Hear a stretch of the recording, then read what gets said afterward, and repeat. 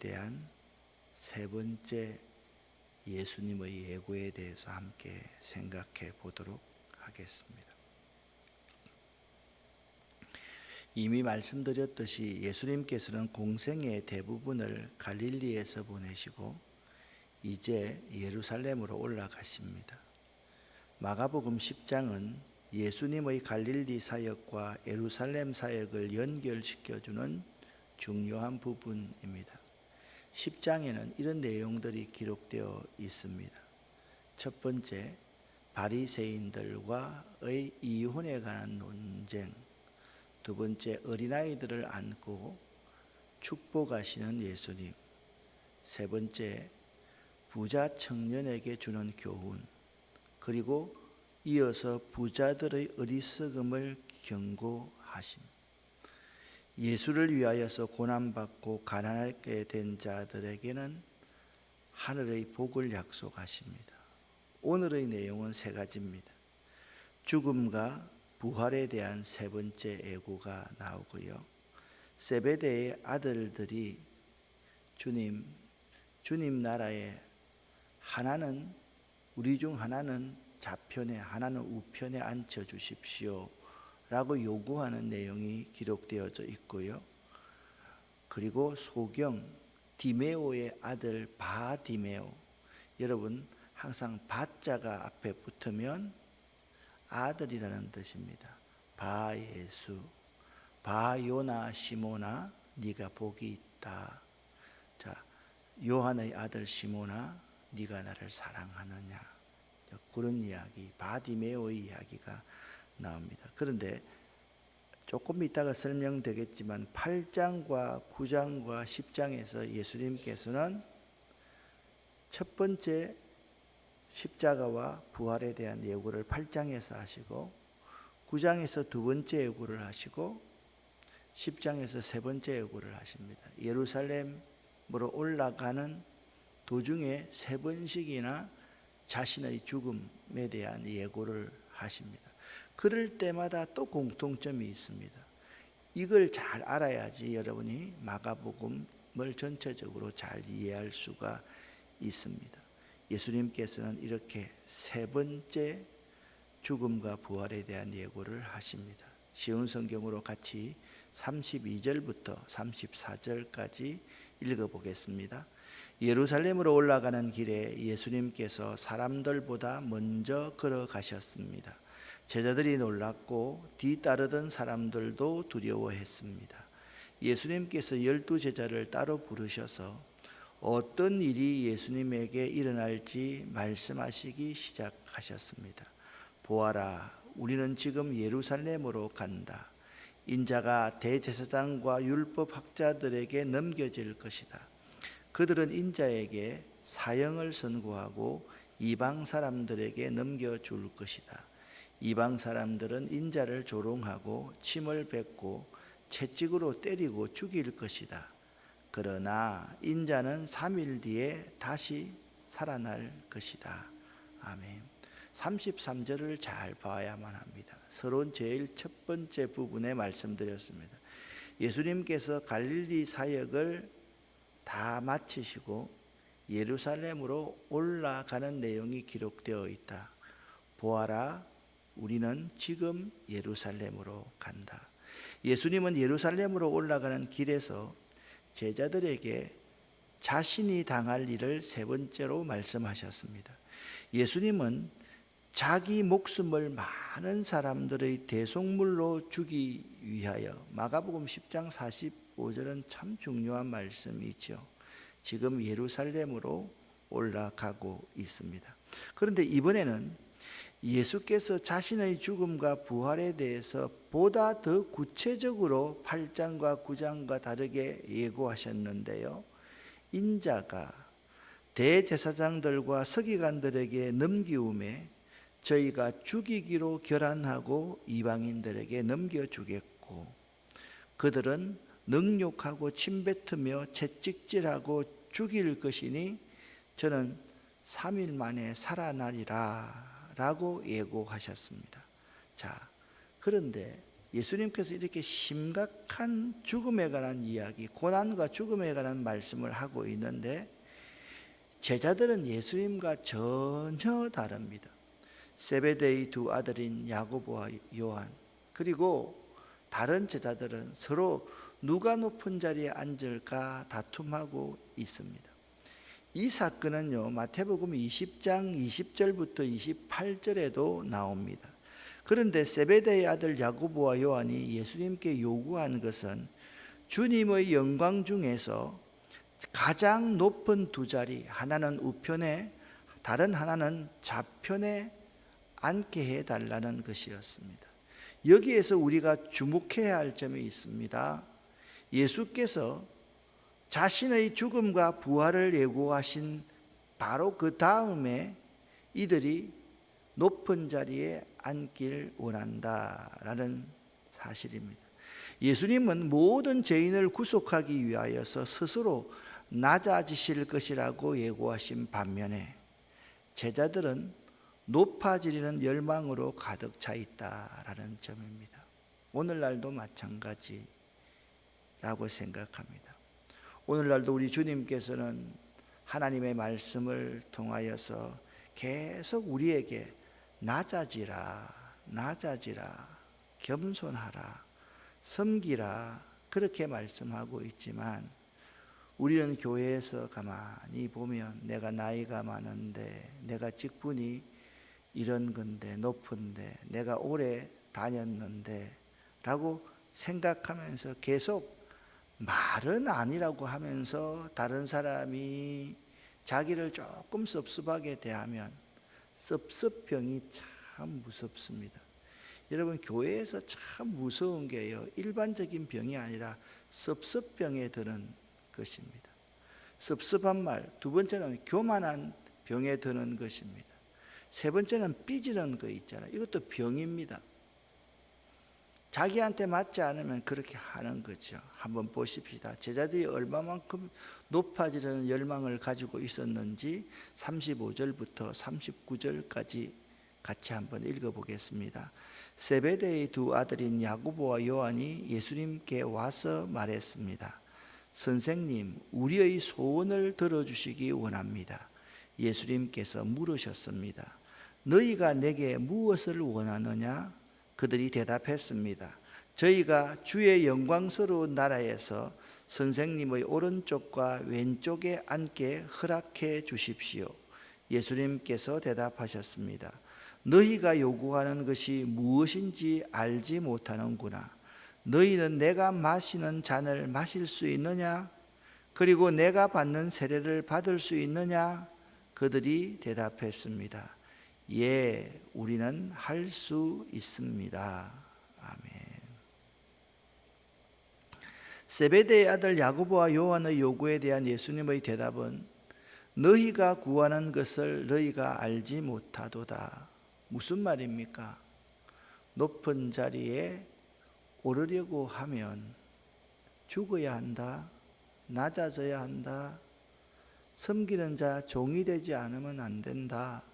그 의미도 모르고 자꾸 높아지려고 하는구나. 너희가 세상 사람과 똑같구나. 세상의 저 권세자들, 바리새인들, 서기관들, 대제사장들과 똑같구나. 무슨 말입니까? 오늘날 바꾸어서 오늘날 버전으로 한번 이야기 한번 해보십시다. 너희가 교회 담임 목사랑 똑같구나. 너희가 교회 장로들과 똑같구나. 너희가 노회장, 총회장들과 똑같구나. 너희가 이 세상에 그렇게 싫어하는 정치인들과 똑같구나. 그들은 너무도 중요한 것을 망각하고 있다라고 예수님께서는 지적하고 있습니다. 예수님께서는 그들이 구하는 영광의 길, 이 영광의 길은 실제로는 고난의 길이며 십자가의 길임을 깨닫게 교훈하십니다. 너희가 나의 마시는 잔을 마시며 나의 받는 세계가 아니고 세례입니다. 세례를 받을 수 있느냐라고 물었습니다. 여러분, 예수님께서 십자가에서 돌아가셨을 때 너무 고통스러워서 신포도주를 머금게 하셨습니다. 그러한 고난을 감내할 수 있느냐라고 물었습니다. 오늘날 우리식의 버전으로 이렇게 한다면 네가 태장을 맞고 주리를 튼다고 해도 참을 수 있겠느냐 그 말입니다. 여러분 우리 텔레비전 프로그램 같은 데 보면 주리를 틀어라. 이게 얼마만큼 고통스러운 줄 아세요? 사람 묶어놓고 허벅지에다가 나무 집어 넣어가지고 쭉 틀어서 뼈가 으스러지게 만드는 그러한 것이, 그거 틀면요 거짓말이라도 불지 않을 수가 없는 것이 그거거든요. 너희가 나의 마시려는 잔, 내가 받는 세례 그 받을 수 있느냐라고 물었습니다. 그리고 주의 좌우편에 앉는 것은 하나님께서 예비한 자들에게 줄 것이라 말씀합니다. 다시 말해서 우리가 이 땅에서 주님의 일을 하는 것은 상 받기 위해서, 천국 가기 위해서, 즉 주님의 좌우편을 차지하기 위해서 주님을 위해서 일하는 것이 아니고 죽기까지 복종하신 주님의 가신 그 십자가의 길을 우리도 가야 한다라는 것입니다. 하나님께서 우리에게 베풀어 주신 길은 그런 길이다라고 말씀하고 있는 것입니다. 자, 이렇게까지만 하면 참 예수 믿기 싫지 않아요, 여러분? 아니, 예수 믿는 게 이렇게 어려운 길이라고 하면 우리가 그냥 다른 종교 믿지요. 예수님의 대답의 요지는 주님의 좌우편에 앉는 것이 우리의 목적이 되어서는 안 되며, 장차 하나님께서 우리에게 베풀어 주신 결과가 그것이기 때문에 우리는 그냥 주님의 길만 따라가야 한다라고 말씀하신 것입니다. 그런데 제자들이 철없는 대답을 합니다. 여러분, 모르면요, 알지 못하면요, 깨닫지 못하면 철없이 대답할 수 있습니다. 예, 우리는 할 수 있습니다. 한번 따라합시다. 예, 우리는 할 수 있습니다. 아니, 해보세요. 예, 우리는 할 수 있습니다. 이 대답이요, 철없는 대답 같지만은 자기가 말한 것이기 때문에 꼭 지켜야만 합니다. 이게 우리 주님께서, 그러니까 누구든지 우리 가운데 십자가 지고 싶은 사람이 어디 있어요? 예수님 외에는요, 누구든지 십자가를 지고 싶은 사람이 없습니다. 예수님도 할 수 있거든요. 이 고난의 잔 내게서 치워 주십시오라고 말씀하신 적도 있습니다. 우리는 철없이 예, 우리는 할 수 있습니다. 세상에서의 축복이 하늘나라의 축복인 줄 알고 그렇게 말을 하곤 하지만 그것이 주님 앞에 맹세 같은 말이 대답이 되어서 지키지 않으면 안 되도록 하나님께서 우리의 길을 인도하신다라는 겁니다. 이 말씀을 준비하면서 이런 생각을 했습니다. 그저께 아들 목사도 목사지만 며느리도 목사 되었습니다. 그 예배를 드리면서 제가 참 까마득하게 뭘 30여 년 전에 목사 안수 받던 게 생각이 났습니다. 그때 푸른 바다 나서니 몸 어디든지 가오리다. 괴로우나 즐거우나 주만 따라가오리니 어느 누가 막으리까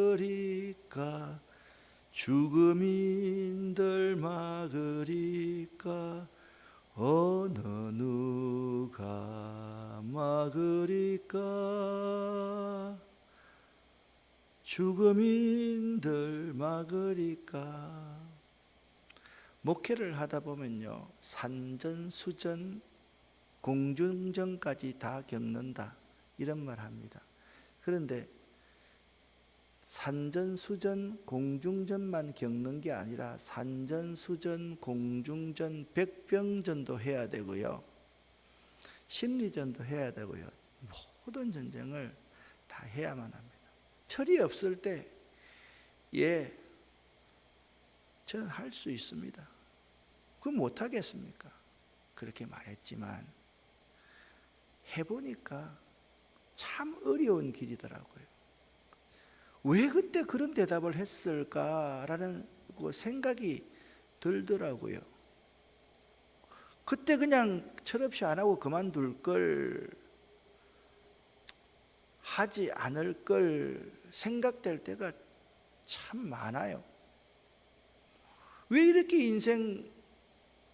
오랜 인생을 이렇게 할 말 못하고 사람들이 내가 섬기는 그 의도도 모르고 오해하고 곡해하고, 특별히 저는 이럴 때 참 슬픕디다. 좀 싱싱하고 새롭게 한다라고 하면서 권사 안수, 장로 안수, 집사 안수할 때 제가 여러분에게 헌금 한번 하라는 말 한 적이 없잖아요. 그런데 있잖아요, 교인들은 그렇지 않더라고요. 여느 교회들처럼 장로는 얼마 좀 내고 권사는 얼마 좀 내고 이렇게 하니까 그 대가 지불하는 한 사람들은 잘 남아 있는데요, 진짜 은혜로 받은 사람, 그런 사람들은 그 직분을 대수롭지 않게 생각하고 교회 떠나는 것을 정말 우습게 생각하더라고요. 그럴 때 정말 이게 옳으냐, 그냥 다른 사람처럼 목회할까, 이런 생각할 때 참 많았습니다. 이 교회 지을 때 있잖아요, 여러분은 모르겠지만 목사가 이런 말 하면 믿음 없다고 하겠지만 진짜 돈이 없을 때는요, 뛰내리고 싶더라고요. 그런 마음 여러분 아십니까? 우리는 작정헌금 안 했지 않습니까? 진짜 돈 하나도 없었거든요. 그럴 때는 참 힘들다고. 왜 내가 할 수 있습니다 라고 대답했는지 참 어렵더라고요. 그때 예수님께서 이렇게 말씀하십니다. 내가 마시는 잔을 너희가 마시며 내가 받는 세례를 너희가 철없이 대답해도 받을 것이다. 그러나 내 오른쪽이나 왼쪽에 앉는 것은 내가 허락하는 것이 아니다. 이 자리들은 정해놓은 사람들에게 돌아갈 것이다. 이 말을 듣고 나머지 10명의 제자들이 야고보와 요한에게 화를 내기 시작했습니다. 다툼이 일어났습니다. 그때 예수님께서는 12명의 제자를 다 부르시고 이렇게 말씀하셨습니다. 아마 이때 제가 한번 상상해 봤습니다. 여러분이 만일 제자들이라 하고 내가 예수님 입장에서 이야기한다고 생각합시다. 아마 예수님의 입장에서는 눈물이 고였을 거라고 생각합니다. 가슴이 쓰리고 아팠을 거라고 생각합니다. 너희가 아는 것처럼 이방 사람들의 통치자라는 사람들은 사람들을 지배하려고 한다. 고관들도 사람들에게 세도를 부린다. 니네가 그런 놈들이냐? 지금까지 3년 동안 그렇게 가르쳤건만 그따위밖에 안 되냐? 예수님께서 말씀하십니다. 그러나 너희는 그래서는 안 된다. 누구든지 너희 중에서 높아지려거든 종이 되어야 한다. 누구든지 너희 중에서 첫째가 되려거든 모든 사람의 종이 되어야만 한다. 나 인자도 섬김을 받으러 온 것이 아니지 않느냐. 섬기러 왔다. 그리고 나도 하나님이고 하나님의 아들이지만 내 생명을 나와 아무런 관계없이 살아온 많은 사람의 대속물로 주려고 왔다. 예수께서 그렇게 말씀하셨습니다. 이 말씀을 하시고 난 뒤에 정말 눈물 흘리고 하신 말씀 다음에 소경 바디메오를 고치시는 이야기가 이렇게 나와 있습니다. 예수님과 제자들이 여리고에 왔습니다. 예수님께서 제자들과 많은 사람들과 함께 여리고를 떠나실 때 디메오의 아들인 바디메오라고 하는 앞을 보지 못하는 거지가 길가에 앉아 있었습니다. 나사렛 예수님이라는 소리를 듣고 그는 소리 지르기 시작했습니다. 다윗의 자손 예수님, 제게 자비를 베풀어 주십시오. 예수님을 따라가던 많은 사람들이 그에게 조용해, 거지인 주제에 말이야, 병신인 주제에 말이야. 그러나 그는 더욱더 소리를 쳤습니다.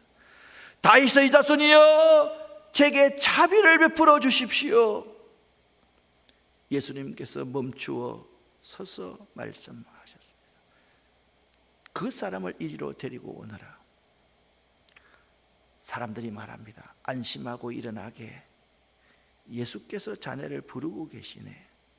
그는 그의 전 재산인 겉옷을 거기에 두고 벌떡 일어나 예수님께로 갔습니다. 그에게 묻습니다. 무엇을 해주기를 원하느냐? 다시 보기를 원합니다. 제가 이 말씀을 읽으면서 이 사람은 태어나면서부터 소경이 아니었고 이전에 본 적이 있는 사람, 생활하면서 맹인이 됐던 사람인 것 같습니다. 그리고 예수님께서 가거라, 내 믿음이 너를 낫게 하였다라고 말씀하셨습니다. 그 즉시 그는 보게 되었고 예수님을 따라 나섰습니다. 할렐루야. 그 즉시 그는 보게 되었고 예수님을 따라, 선생님, 다시 한 번 더 사업할 수 있기를 원합니다. 선생님, 다시 한 번 제게 건강을 주시기를 원합니다. 다시 한 번 제게 믿음을 주시기를 원합니다. 그 즉시 그는 보게 되었고 평생을 예수님을 따라 나섰다. 여러분 8장, 9장, 10장을 말씀드렸지 않습니까? 8장에서 예수님의 죽음을 예고하신 바로 전에 벳세다의 눈먼 자를 고치신 이야기가 나오고요, 9장에서 죽음과 부활을 예고하시고 난 바로 전에 벙어리 되고 귀신 들린 자를 쫓아내고요, 10장에서 죽음과 부활에 대한 세 번째 예고를 하고 8장, 9장에서는 바로 그 전에 나의 죽음과 나의 부활을 이해하지 못한 사람은 눈먼 자이고 벙어리 되고 기먹은 자이지만 10장에서는 죽음과 부활에 대한 세 번째 예고를 하시고 난 뒤에 소경 바디메오를 고치십니다. 이 사실을 보면 예수님의 고난과 십자가와 부활이 얼마나 예수님 인생에 있어서 중요한지를 알 수가 있는 것입니다. 마가가 강조하고 싶은 것이 바로 이겁니다. 예수, 하나님의 아들, 복음의 시작, 예수가 이 땅에 왜 왔는지, 예수님이 왜 십자가를 져야만 하는지, 예수님이 왜 부활하셔야 하는지, 소경 바디메오는 참으로 비참한 상태였습니다. 왜냐하면 그는 소경이며 거지였기 때문입니다. 그 시대의 사람들은 그런 사람을 빌어먹을 사람이다 라고 이야기합니다. 그런데 예수님께서 지나간다는 소식을 듣고 나를 불쌍히 여겨달라고, 다윗의 자손 예수여, 나를 불쌍히 여기소서. 그러나 많은 사람이 그를 꾸짖어 조용해. 그의 처지는 더욱더 곤란해졌고 예수를 만날 수 있는 가능성도 희박해졌습니다. 그럼에도 불구하고 더욱더 큰 소리로 그는 자비를 베풀어 주십시오. 그에게는요, 나의 주님을 부를 수 있는 어떠한 장애라도 극복하고 부를 수 있을 만큼의 용기와 확신과 절절한 간절함이 배어 있음을 볼 수 있습니다. 바로 그때 예수님은 소경 바디메오를 부르시며 가까이 데리고 오너라. 그리고 묻습니다. 내가 내게 무엇을 하여 주기를 원하느냐 라고 물으셨고, 바디메오는 보기를 원하나이다. 한번 따라 합시다. 보기를 원하나이다. 다시 한번 보기를 원하나이다. 여러분 소원이 무엇입니까? 내 자녀가 믿음을 갖기를 원합니다. 내 남편이 믿음을 갖기를 원합니다. 나에게 다시 한번 재기할 수 있는 기회를 주시기를 원합니다.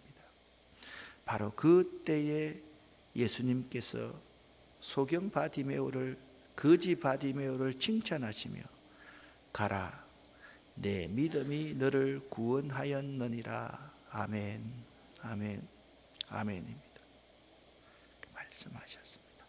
자, 이 사건은요, 예수님의 영광스러운 예루살렘 입성을 앞두고서 이사야서 35장 5절에 그때의 소경의 눈이 밝을 것이며 라는 예언의 성취로서 마가복음이 떡 예루살렘 입성하기 전에 서론 부분에 기록해 놓았습니다.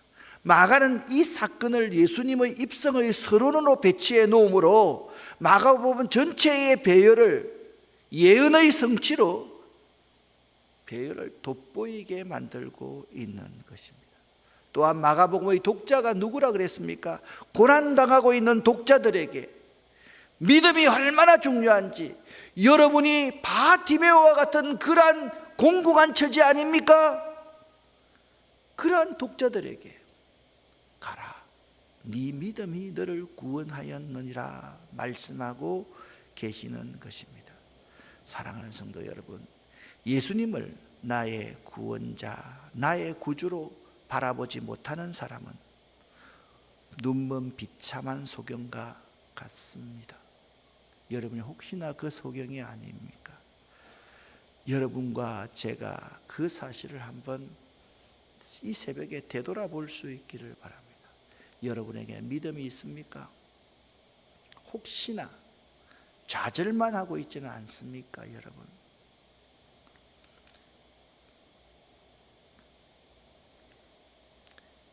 가거라, 내 믿음이 너를 낫게 하였다라고 예수께서 말씀하셨고, 그 즉시 그는 보게 되었고 예수님을 따라 나섰다, 그렇게 말씀하고 있습니다.